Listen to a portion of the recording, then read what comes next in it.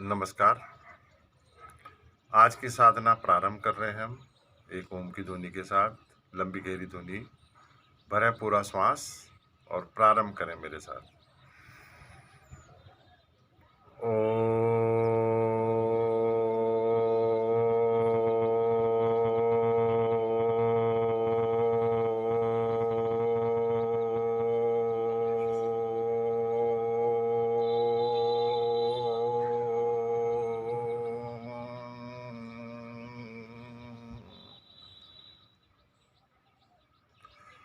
जैसा कि प्रतिदिन हम चर्चा कर रहे हैं प्राणायाम के ऊपर। प्राणायाम जो श्वासों का विस्तार है, जिससे हमारी श्वासें सहज विस्तृत बनती हैं, लंबी गहरी श्वासें बनती हैं, सहजता आती है श्वासों में। अगर हम श्वासों को ताकत के साथ भर रहे हैं और छोड़ रहे हैं, इसका मतलब हमारा शरीर स्वस्थ नहीं है। उन श्वासों को हमें रेगुलर करना होता है। उसका सबसे बेस्ट माध्यम है प्राणायाम। ना कोई दवाई है, ना कोई अन्य माध्यम है। प्राणायाम एक ऐसा माध्यम है जो हमें आसानी से हमारे उस तक ले जाता है, बिंदु तक। कल हम चर्चा कर रहे थे, कल हमने जो चर्चा की वो उज्जाई प्राणायाम के लिए ऊपर की। उज्जाई प्राणायाम थायराइड के लिए है, फेफड़ों के लिए है। बहुत ही बढ़िया प्राणायाम है। उसका अभ्यास हमें प्रतिदिन करना है। हर प्राणायाम का अभ्यास हमें प्रतिदिन करना है। कम से कम आधा घंटा लगता है हमें। अगर हम थोड़ा बहुत भी बैठ के करते हैं तो हमें जो है आधा घंटे से ज़्यादा नहीं चाहिए रोज़ समय। बाकी आप अपने हिसाब से जितना समझें, जितने आपके शरीर की रिक्वायरमेंट हो उतना करें, उतना ही लाभ हमें ज़्यादा मिलेगा उसका। जितना समय हम प्राणायाम को देंगे उतना ही ज़्यादा लाभ मिलेगा। उसके लिए बहुत बढ़िया वो है मेथड, तरीका। जो विधि बताई जा रही है यहाँ पे उसको देखें। उस विधि से हमें करना है। कल बात हो रही थी ज्वर रोग की, बुखार की। बुखार हमें साल में एक बार आना चाहिए या ज़्यादा से ज़्यादा 2 बार आना चाहिए। अगर उससे ज़्यादा आता है तो इसका मतलब हमारे शरीर में कुछ गड़बड़ी है। उस गड़बड़ी को हमें जो है प्राणायाम के माध्यम से दूर करना है। थोड़ा सा ऋतु परिवर्तन में बुखार की बात होती है, उससे अलावा हमारे शरीर में कोई ऐसी बात नहीं है कि हमें जो बुखार आए। अगर ऐसा हो रहा है, लगातार आ रहा है, रिपीट हो रहा है बुखार, तो इसका मतलब हमारे शरीर के अंदर कुछ ना कुछ कमी है। उस कमी को हमें दूर करना है। उसके लिए एक बात हुई थी कि कौन कौन से प्राणायाम ऐसे हैं जिनके द्वारा हम इसको रोक सकते हैं। जो प्राणायाम हमने, प्राणायाम सारे ही है, सहायक है, लेकिन कुछ प्राणायाम ऐसे होते हैं जो कुछ विशेषता रखते हैं और विशेष उसके लिए ही होते हैं। जैसे इसमें पलावनी प्राणायाम है। पलावनी प्राणायाम मुख्य प्राणायाम है जिसके माध्यम से हम अपने शरीर का जो टेम्परेचर है उसको, जो वातावरण का टेम्परेचर है उसके अनुरूप कर सकते हैं। जब वातावरण का टेम्परेचर बदलता है, बदलती ऋतु होती है, जैसा ऋतु बदलती है तो उस समय जो है हमारे शरीर का टेम्परेचर भी उसके हिसाब से अगर मेंटेन नहीं हो पा रहा है तो हमें बुखार हो जाता है। तो उसको देखें कि बदलते मौसम में इस प्राणायाम को ज़्यादा किया जाता है। वैसे अगर आप रोज़ भी करें तो कोई ऐसी परेशानी वाले विषय नहीं है।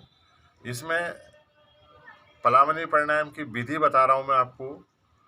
एक जो श्वास है हमारा, उसको हमें 3 से 4 बार में अंदर भरना है, सिप करते हुए। जैसे हम चाय पीते हैं घूट घूट करके, उसी प्रकार से थोड़ा श्वास अंदर भरना है, उसे अंदर ही रोकना है। फिर उसके ऊपर थोड़ा श्वास और भरना है, उसे अंदर रोकना है। फिर उसके ऊपर थोड़ा श्वास और भरना है, अंदर रोकना है। फिर पूरा श्वास भरना है, अंदर रोकना है। उसे अंदर रोक के बैठना है थोड़ी देर के लिए, जब तक हमारा शरीर जो है श्वास को, हमारे फेफड़े श्वासों को रोक सकते हैं, तब तक रोकना है।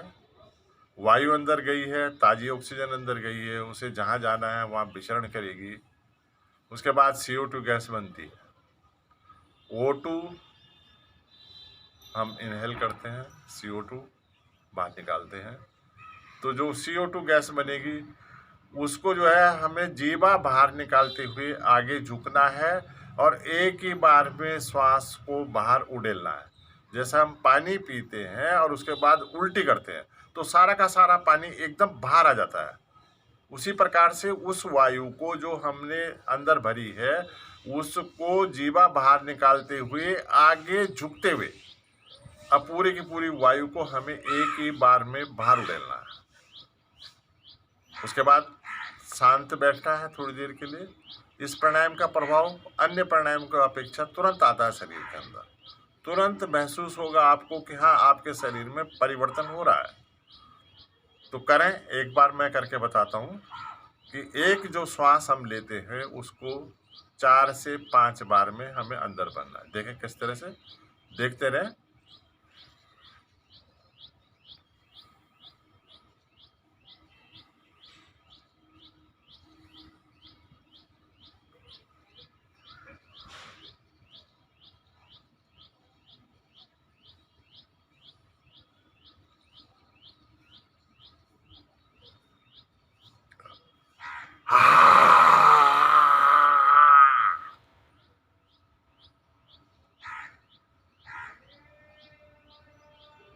बाह्य कुंभक में चाहे तो बैठे, पूरा श्वास हमने बाहर फेंका है। अब उसके बाद जो वायु अंदर जाएगी वो ताजी ऑक्सीजन होगी, क्योंकि जब हमने वायु को पूरी तरह से बाहर फेंका है तो अंदर का जो पोर्शन है हमारा वो खाली हुआ है। उसको फिलअप करेगी वायु। किसी भी खाली जगह को हवा अपने आप भरती है, आवश्यकता नहीं होती हमें कि हम वायु को अंदर लें। जैसे ही हमने वायु को बाहर निकाला है अंदर का पूरा पोर्शन हमारा खाली हुआ है और उसको जो वायु है वो अपने आप फिलअप करेगी, यानी कि अपने आप हमारे अंदर वायु प्रवेश करेगी। वो ताज़ी ऑक्सीजन होगी, वो हमारे फेफड़ों को प्रभावित करेगी। करें, एक बार आप करें मेरे साथ।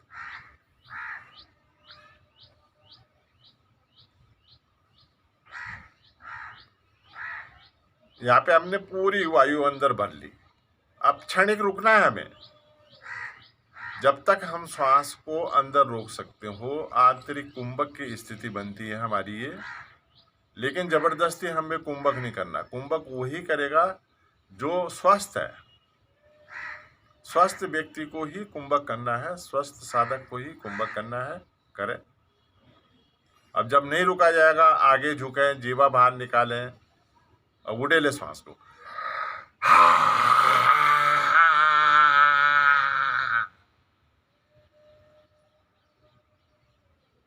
आंखें बंद करके बैठें। तुरंत आपके शरीर के अंदर प्रभाव आएगा इस प्राणायाम का। बहुत ही बढ़िया प्राणायाम, बदलते मौसम में किया जाने वाला प्राणायाम। आप प्रतिदिन भी इसकी 2-3 आवृत्तियाँ कर सकते हैं, ऐसा कोई वो नहीं है। लेकिन बदलते मौसम में ज़्यादा करना है हमें ये, उस समय ज़्यादा बुखार की शिकायत होती है। एक और प्राणायाम है कपालभाति प्राणायाम। काफ़ी आप लोगों ने सुना है, हम रोज़ करते हैं, चर्चा में रहता है। काफ़ी समय चाहिए उसके लिए, उसकी विधि भी बड़ी है, उसके प्रभाव भी बड़े हैं, शरीर में उसका प्रभाव जो है काफ़ी है, बहुत है। तो कल हम चर्चा करेंगे कपालभाति प्राणायाम के ऊपर। आप जुड़े रहें, वीडियो को देखें, लाइक करें या ना करें। लाइक करने से कोई ज़्यादा वो नहीं है, जितना कि आप उसके ऊपर एक्ट करें, काम करें। आप उसके हिसाब से अपने आप को अपना अभ्यास करें।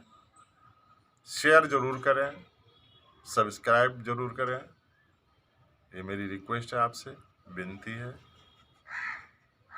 कल फिर इसी टाइम मिलेंगे। धन्यवाद, नमस्कार।